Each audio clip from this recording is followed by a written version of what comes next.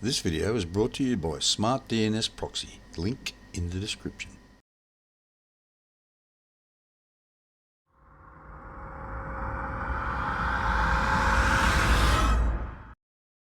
G'day, welcome back. I'd especially like to welcome my new subscribers and I hope you enjoy the content on my channel. If you missed my last video, the little slitting saw up I made out of a piece of scrap binium, link up there now, you can watch that first.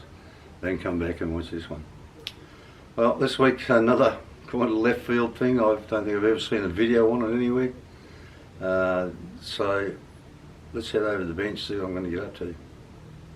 Over there. Alrighty, so before we get started, when I made this a couple of weeks ago now, it's I hid it with some of this that had been recommended by Mark Breslin, and then I let it just dry. And it was dry as kind of waxy, and I'll just sort of polish it up a bit, so we'll see now how that holds up. Now, I've been thinking a bit long and hard about this thing, and if I was smart, I wouldn't have machined this off at an angle across there.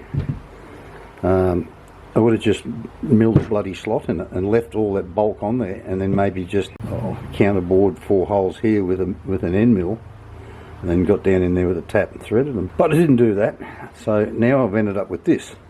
Now I did make this weight up here, and I did mention in that video that I stuffed up, and I wanted to try and get it so it was centered, like that width there was like this, because that is the center of the cutter there. So it needed to have the same amount on both sides bar this bit in here.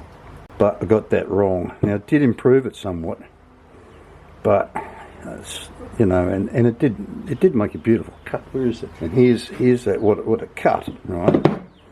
So and you can see it. That's a glorious bloody finish on that. Now that's been sprayed with this stuff as well, and it's just been left to sit. So I'll show you. Like, see, it gets a bit waxy, sort of. So I'm just I'll wipe that off and just leave that. See how it goes. See whether it stays that way or not, or it goes all bloody rusty, because look, that's just shit hot. I love that. That's an awesome finish. That, like I said in that other video, it's as smooth as a baby bum. Now there is still, you can still see some lines in it, but I got a feeling that's because of the imbalance, right? Because this thing's just not balanced. So I've been wondering, how can I balance it so that it's, you know, you'll never be perfect, but how can I make it better? Alright, so I've got this, right? And that's what I made the flywheel out of on my little petrol engine that I built. Can't think of the name of it now. But, I mean, I started originally to machine this up before I realised it was too small, and you can see it's considerably smaller than that bit. That's about 100mm round. This is only like 87 or something now. But anyway, what I intend to do, and you can see it's not, the saw didn't cut it very straight. So I'm going to get it back in the lathe. That's a cut from the supplier, and that's a cut from my saw.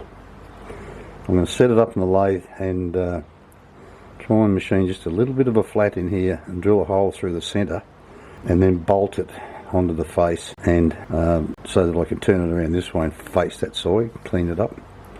Then I'm going to turn, once I've bolted it back on, I'm going to turn the OD of it down to exactly the same size as this thing. Then I'll go to the mill and I'm going to machine it off at 15 degrees like that. And then I've got a bit of 1/2 inch square here. I'll just mill it down so it'll fit in that slot nicely. Cut a little piece off, fit this up to the bottom of it, tack weld the bit of square onto the side, and then I'll drill and tap it and put a couple of screws in there to hold together, and then I can fit that onto the bottom of this. Now, to make sure, you know, that little bit hanging onto this thing would be, you know, it's like it could break off and fly out there and hit you at any time. So what I will do, I think, is drill and tap a hole. I mightn't do it initially, but I'll drill and tap a hole over on the edge so that I can put one bolt in it over here, just to make sure it just cannot come off.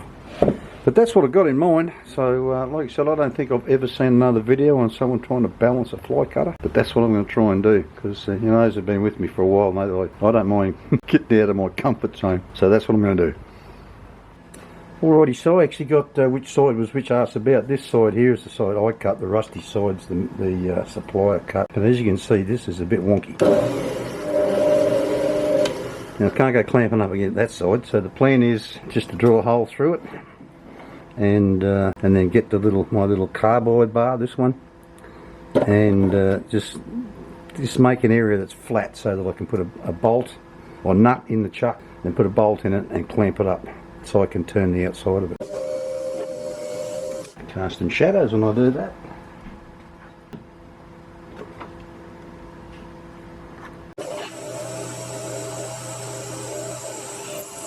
Alrighty, so whenever I want to do something like this, I'm going to use an 8mm bolt. I always use a 5/16 drill, because then an 8mm bolt will fit in there much more neatly.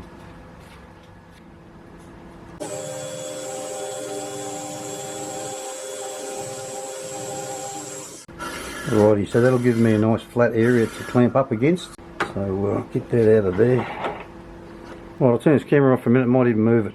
Get that off there, get the other jaws back on, get that clamped up. We'll do something about turning the outside. Alrighty, so I'll fit these long nuts, whatever the right name for them is, and just push it just slightly back inside so I can pull out a bit, tighten it up. And I'll put a washer on the back because there's slopes. I don't want it touching any of these jaws.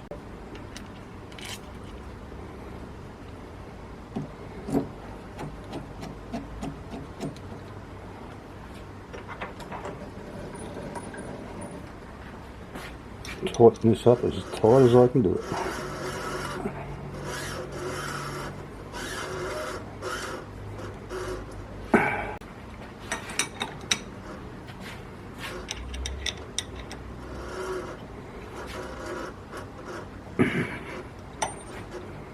Right, just make sure this nut in here is good and tight.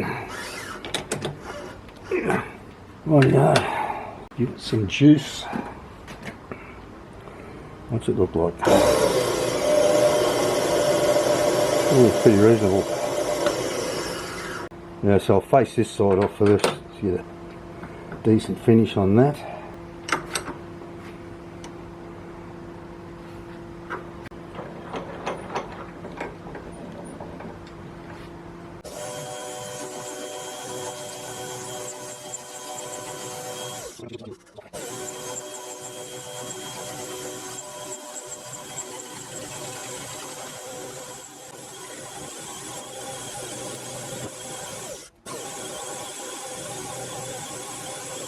Well, I would have liked to use my power feed to do that, but I must have dislodged something when I was up in here doing the setting up of the gears for the left-hand threading the other week, because it's not working. And that power pack I used up in there, that's what I used to power my power feeds with. Anyway, righto.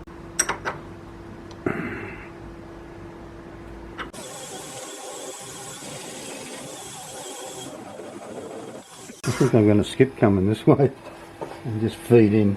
I don't think you really want to watch me. I'm going to take the feed bit off of this. But Flycutter is 78.5mm and this is 99, so there's an awful lot to come off. I'll bring you back later.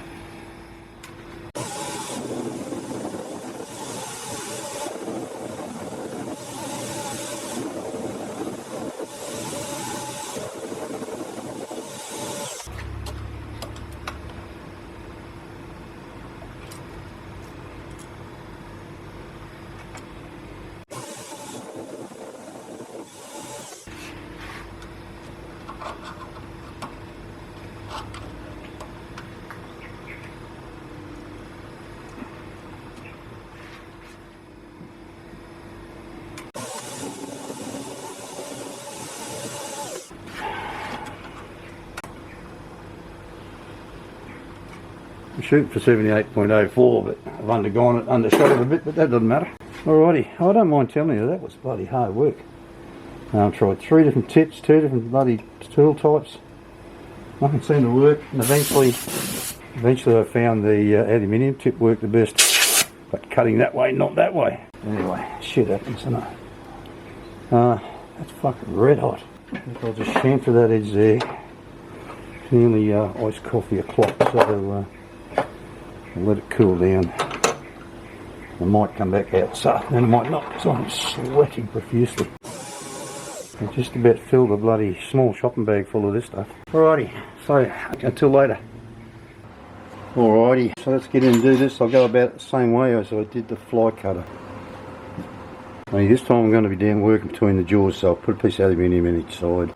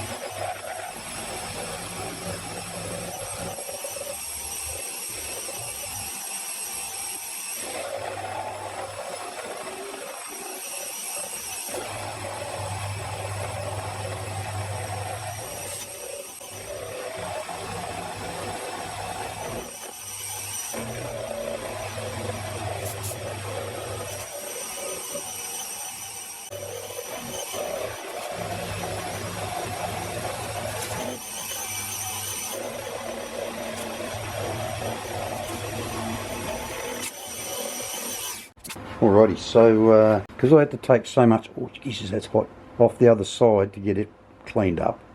This was like 20.2 millimeters up, and I took damn near a millimeter off the other side, or probably more actually, I don't know. But at the thickest point, which is just there, it's only about 18 millimeters now, so I can't go all the way across. Plus, because I want to tack weld a little square piece on this edge, I need to have something left to tack onto. So, and there's not a lot left there. In fact, there's only 2.6 millimeters left.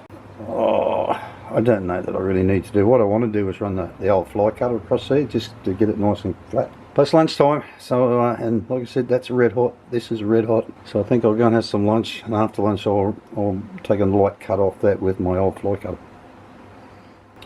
Alrighty, so I put my edge finder in and just centered off the jaws, and it will just be nicking these aluminium bits here. I've had to put a clamp on this one because it was poking out a bit and I didn't want to catch it and tear it around that way. But let's go, let's see how it all goes.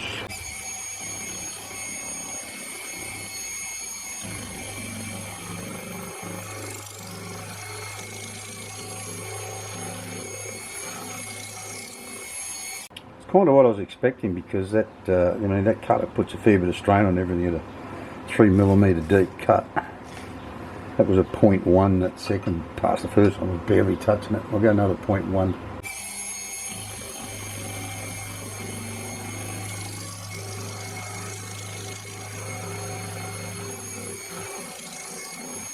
Looks like we're going again. I'm starting to feel glad that I didn't take another pass with that bloody roughing mill now. I've got another 0.1.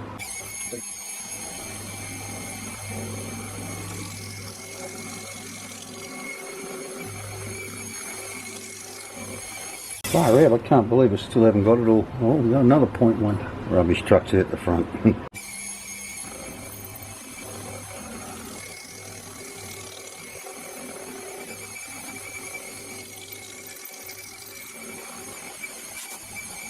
Alrighty, so that's got it all. Starting to think I probably should have put a new tip in there, or at least turn that one around or whatever. Right, now somewhere on my bench, I said I was going to have to cut a piece of that 1/2 inch square I got and mill it down to 12 mil. Somewhere on my bench, or more maybe on the floor under the vise, is the little piece I cut off the end of that new tool. So I think I'll go and find that and I'll use that to tack weld onto this, because that's hot again, so I'll let that cool down a bit and then I'll do something about heating it back up with the welder. I do notice how many comments I get when I drag that welder out. People don't like it.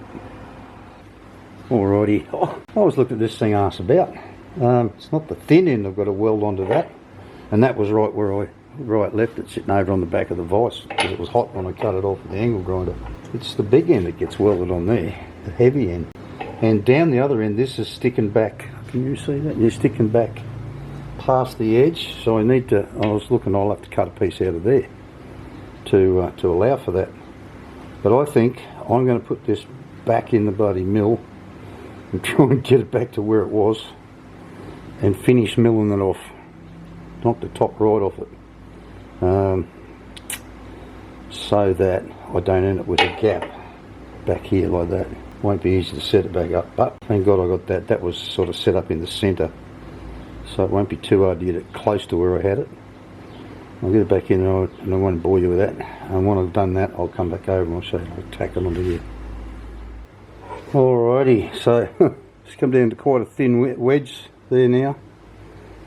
Actually, I better chamfer that before I go do anything else. Alrighty, so I didn't take it all off. I thought I'd leave a little wedge there that I can weld into. Got a much better finish this time around. And anyway, it'll sit on here like this. I've just been stuffing around a bit before trying to get it all to sit where I want it.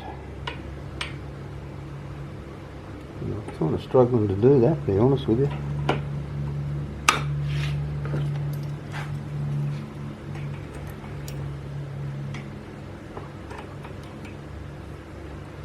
Clamping down on two bloody tapers here, which doesn't help any.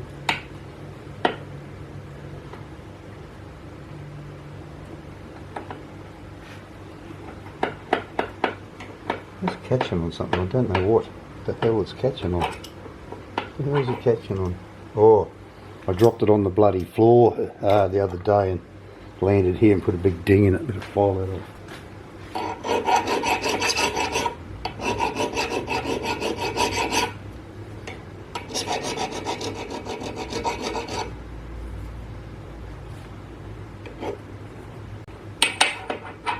That's better. Right, now maybe we can clamp it up properly now.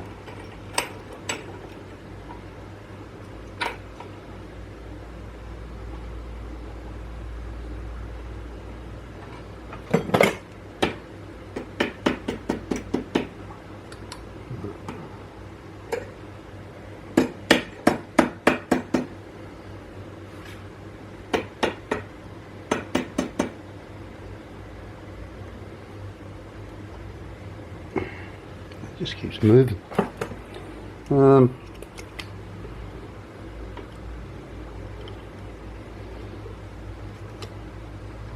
damn you! Sit where I want you to sit. I tried hitting magnets to line it up, but it didn't seem to work. Well, that looks pretty good there, actually. Right bloody there. Alright. We'll hit with the anti-spatter first.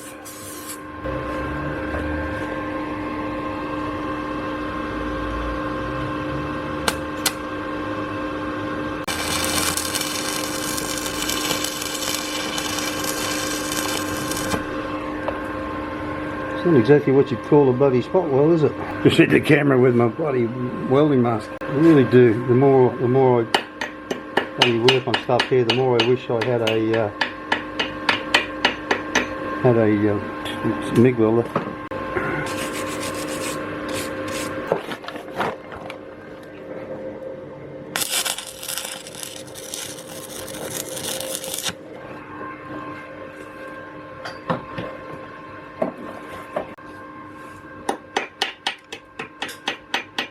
Alrighty, that's all bloody pulled up in there too. Anyway, I want to drill and tap through this bit of square into that. Pull that in and lock it in place, so hopefully that'll pull all that down. Should have it clamped down to start with.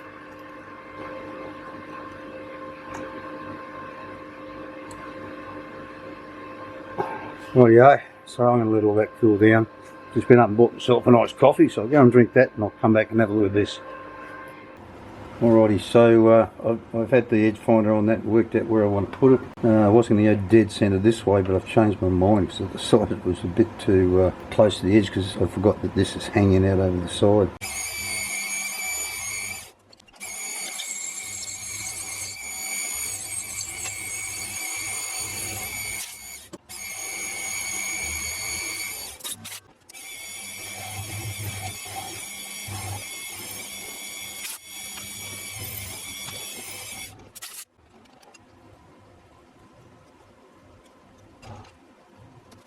To tell you the truth, I think this this bloody tool is a bit on the hard side. It was tough to cut even with the angle grinder, and like it was just tough to drill then.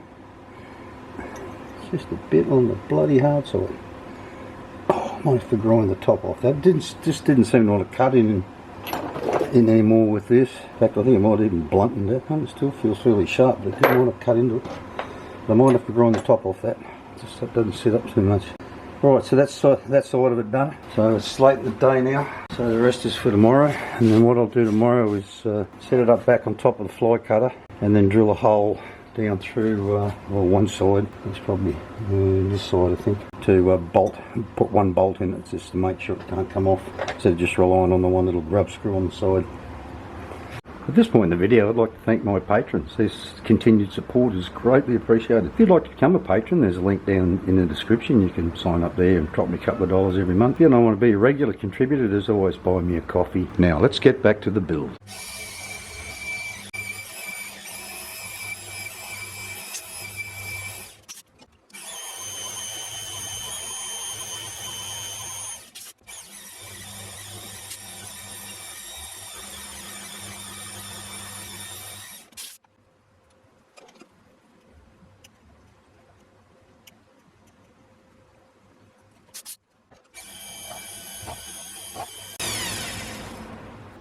If you've been enjoying watching me make this balancing act, how about giving it a great big thumbs up and smashing that like button, because you know it kind of helps me out. Alrighty, well, I couldn't get a decent finish on the outside of this thing originally because it was just having such a big hippie shape when I put it here in the lathe. And I wanted to put it back in and just face off that little nub that was in the centre that I didn't get the machine off before. So I had to bolt it to the chuck. And I had to take 0.08 off to clean it up completely, both parts. Except for this little bit here where I ground that bloody weld off. Didn't quite get that, but I'm not going to chase it. So it looks pretty bloody nice to me. So I'll get that back over into the mill and see how it goes. This, I had it up 1000 RPM before, and it wasn't...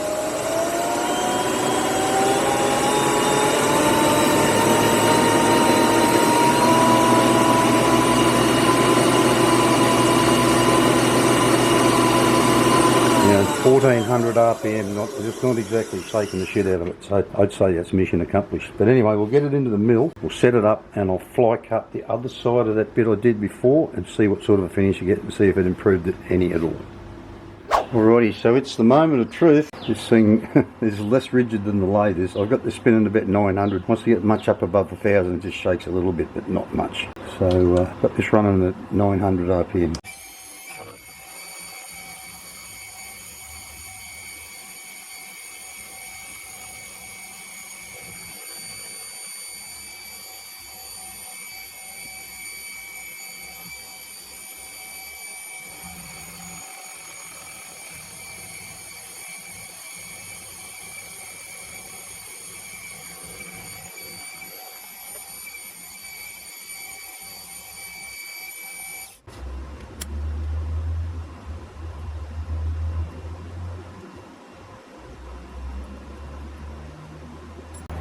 Alrighty, so that second pass wasn't quite as clean as the first one for some reason. I don't really know how deep the first one was. I just worked it down till it was scratching the surface and cut it at that. But I wanted to make another pass to make sure it cleaned it up completely. So I've just turned the tip around, so I've got a completely clean cutter in there, because I want to see just how good a finish can I get. Now I'm going to feed it up just to see if it starts to cut with the new tip, because the other one shouldn't be that worn. And if it doesn't, I'm going to move it down about 0.05 to 0.06, something like that.